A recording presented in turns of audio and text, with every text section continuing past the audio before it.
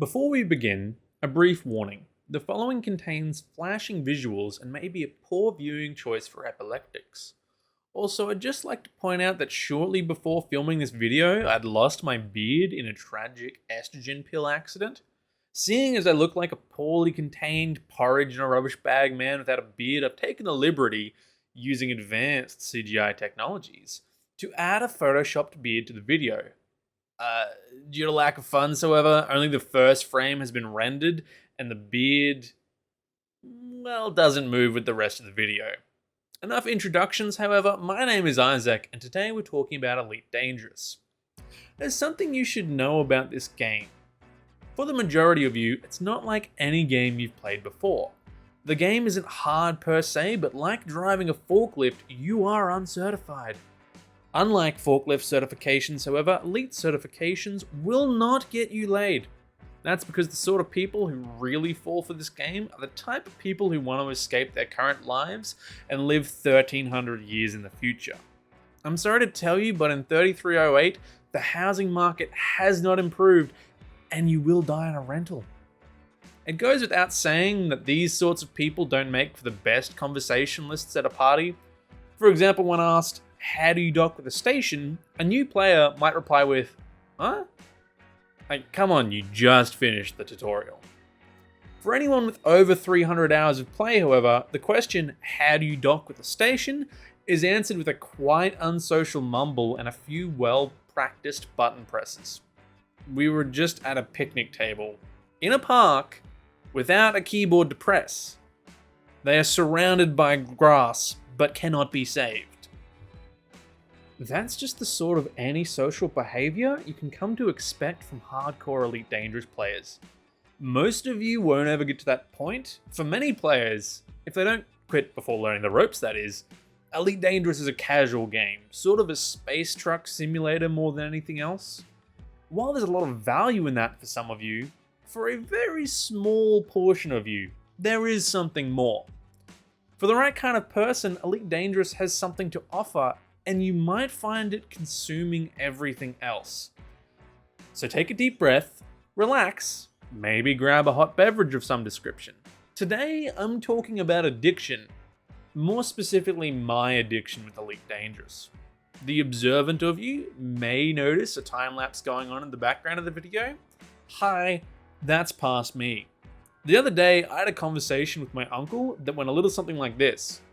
"I'm gonna get the Federal Corvette before you." I'd be more impressed if you got the Fleet Carrier before me.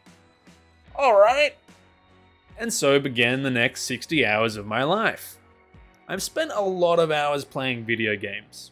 I've spent a lot of hours playing Elite Dangerous. I've even spent a lot of hours playing worse games, and once, I spent 2 minutes having sex.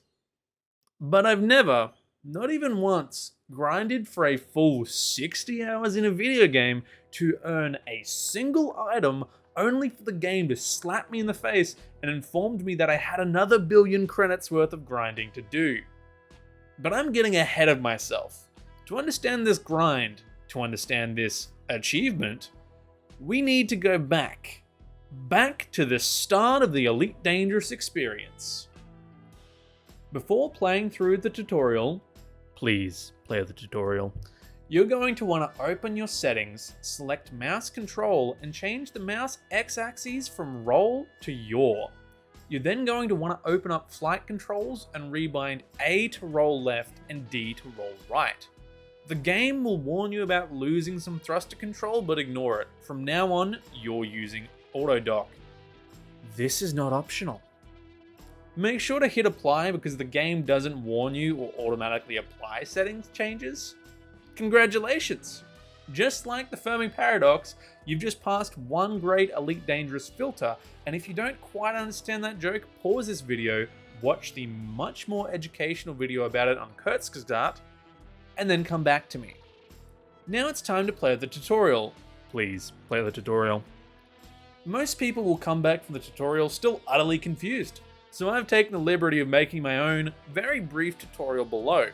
This tutorial is also a good summary of the grind I've been on for over 800 hours now, and as such doubles as me talking about my in-game experiences. YouTube will only let me upload 15-minute videos and I'm running out of time, so I'm getting entitled and achieving maximum efficiency. Please ignore the time I just wasted by complaining about this restriction. Now, you're going to start in a shitbox 1998 Honda Integra starter ship. Your objective? Earn some cold hard cash, baby. To do this, you need cold hard cash, baby. It's a vicious cycle, I know. Step 1. Remove the shield generator and weapons from your starter ship. Congratulations, you're now completely defenseless. But take comfort in the fact that you're already defenseless, only now you're acting like it. Also, you just gained a couple of light years in jump range.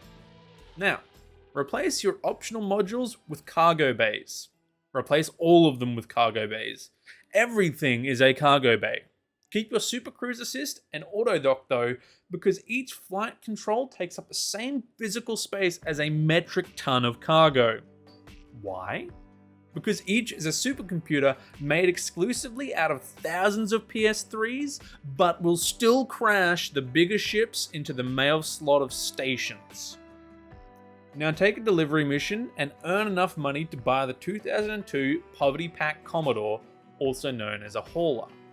The fact that I'm considering a Commodore to be an upgrade over the Integra is really going to piss off some Fast and Furious wannabe car enthusiasts. Before you start screaming in the comments section, I'll just say that I think they're both automatics. At the very least, I can't find a clutch anywhere. Now remove the weapons and shields and fill the space to capacity with cargo racks. Congratulations, you don't realize it now, but the Elite Dangerous grind just started. And if you enjoyed coming this far, you basically just tried heroin. Take another cargo mission, as it's time to pay for ship module upgrades, and the ability to travel faster than the speed of light is equivalent to 1.5 metric tons of tea. I've done the math, and in real world dollars, this is equal to about 4,000 US. Assuming the tea price hasn't changed since the 4th of the 7th, 2022, a reasonable assumption to make after 1,286 years have passed. That's roughly the time span of 5 Roman empires for those of you keeping your score at home. That's for the failure tier of FTL Driveover. To be accepted by your stereotypical Asian parents, you're going to need at least an A, which is equivalent to 112 metric tons of tea, or 309,120 US in real world dollars. Sadly, this is still not enough money to buy a decent 2-bedroom apartment in Brisbane, Queensland, and I have come to terms with the fact that I will be living in my ashamed parents' basement for the next 30 years. On the plus side, now that you can travel further than you can spit, it's time to take your journey to financial freedom. Jump onto the website Inara or the Elite Dangerous database and find the best trade route. Run that trade route until players with far bigger capacity ships have rendered it useless, or until you've earned 2 million credits. Buy a Type 6 and outfit it. The Type 6 is equivalent to a 2007 Toyota rear-wheel drive ute, and while we have lost the ability to carry passengers around, we've gained a significant amount of cargo capacity. Run the trade route until you've earned 30 million and buy the Type 7. You're now driving a VW Caddy and it accelerates like it. Also, you can no longer park at outposts, so make sure to update your trade route settings for large landing pads only. Run the trade route until you earn 100 million and buy a Type 9. Congratulations, you've just earned the biggest cargo carrier in the game. It is slow. It is very, very slow. It's a flying football stadium filled with cargo boxes and a puny set of engines attached. Find a trade route and run it until you earn 5 billion. Buy a fleet carrier. You just bought the most expensive thing in the Elite Dangerous universe, a mobile home. Do you now have financial freedom? No, of course not. Because that space caravan has an upkeep cost and by God you are going to pay it. Also at this point, it's effectively a station missing most of the services you desperately need. Like, want to refuel your ship? That's 50 million. Want to repair your ship? That's 90 million. Want other players to be able to store their ships? 250 million.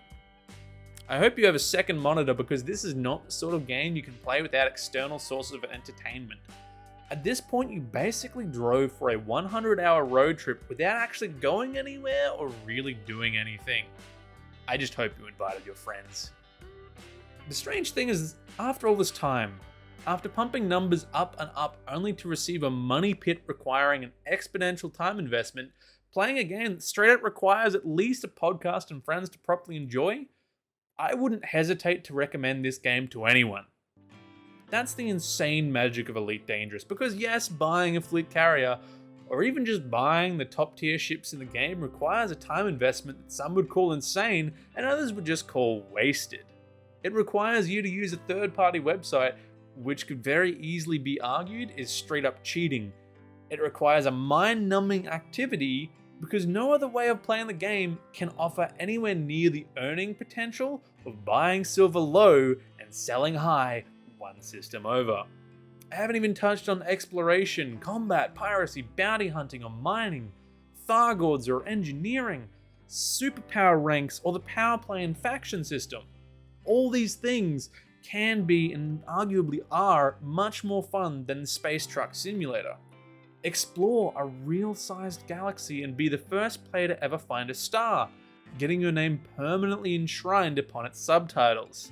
Modify your ship's laser to cause physical damage and become a jack of all trades. Who can't aim? Get a group of committed players and create your own faction within the game itself. Battle against AIs and other players for dominance of your one tiny speck among the vast and unbelievably big population bubble, which is tiny in comparison to the rest of the galaxy at large.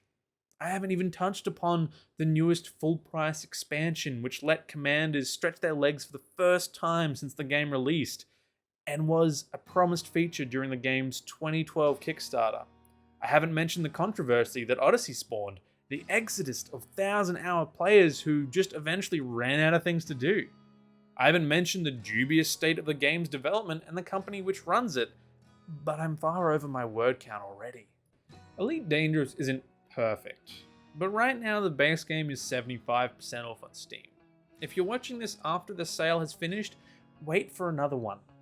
I can't sit here and tell you that this game will consume your life, because most people don't even get more than 30 minutes in. Others can't see the point in space trucking, some are waiting for Star Citizen or Starfield to come out, others are just playing No Man's Sky, and to be honest, most don't care that much for sci-fi. But if you've gotten this far, if you like sci-fi, if you've always wanted to live to see the future, then let me give you some advice. Once you've got your Type 9, earn enough money to buy a Cobra Mark III and give the combat a try. Buy a Diamondback and go find a star no one's ever found before. If you've got the time to spend, save up a lot of cash and buy the fleet carrier. Buy the Odyssey expansion just so you can sit on its bridge and watch as it jumps. Run out of fuel on a ship and ask the fuel rats for help. Join a squadron and play with the amazing community that this game has. I know I joked about them before, but it genuinely is amazing. They genuinely are amazing. Watch the pilot's ship reviews while doing cargo runs, and do it now, because at this rate Elite Dangerous might not be around for that much longer. I can't tell you that Elite Dangerous was worth my money, or my time, but I can tell you this much. There are 3 suns branded with my username in this universe. Flying past my fleet carrier and seeing just how huge the damn thing was triggered the same responses in my brain as cocaine. I remember when I first started and was so low on funds because I was so bad at playing the game that I couldn't afford to refuel my ship. Going broke in space, just like in real life, is an experience I cannot recommend enough. It's not for everyone. It's not perfect. But Elite Dangerous leaves a mark. It's a game you'll never forget, and it's worth a shot. 07, Commander.